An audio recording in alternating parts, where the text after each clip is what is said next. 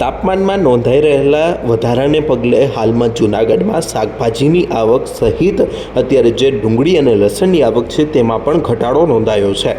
હાલમાં વાત કરવામાં આવે તો ઉનાળાની જેમ વિધિવત રીતે શરૂઆત થઈ છે તેમ અત્યારે હાલમાં તાપમાનમાં પણ ખૂબ વધારો નોંધાયો છે। તાપમાનમાં વધારાને લીધે અત્યારે હાલમાં લસણના ભાવ છે તે ભડકે પડી રહ્યા છે।